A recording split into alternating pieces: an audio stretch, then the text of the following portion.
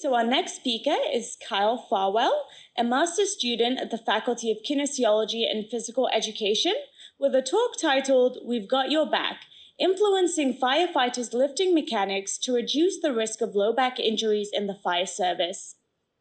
Firefighters work in unpredictable and physically demanding environments, and it probably wouldn't surprise you that they have one of the highest rates of occupational injuries in North America. Now, of these, injuries to the low back are the most common and the most severe.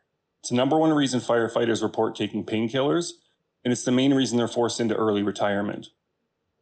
But interestingly, low back injuries in the fire service are not mainly a fireground problem. In fact, most of these injuries happen during exercise and physical training in the gym. Now, if a firefighter has to lift somebody in an emergency, like you see on your top left, I accept the fact that they won't always be able to do that in an ergonomically sound way. They're probably going to have to bend their back and maybe twist funny to get the job done.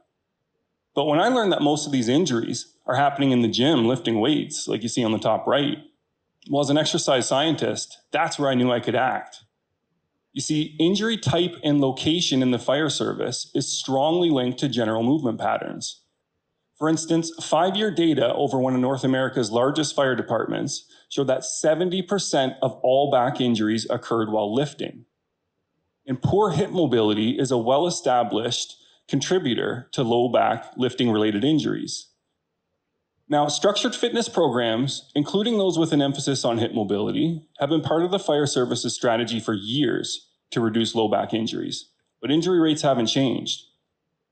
And we think these approaches are not addressing the reasons firefighters adopt the lifting positions that they do.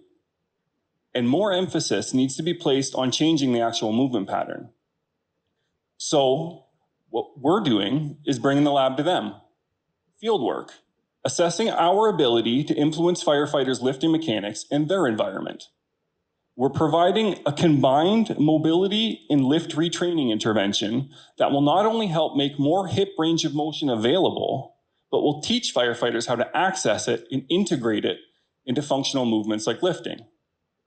Using sophisticated 3-dimensional markerless motion capture technology, we compare relevant kinematic outcomes at 3 critical events. First, prior to any intervention. Second, post-mobility intervention.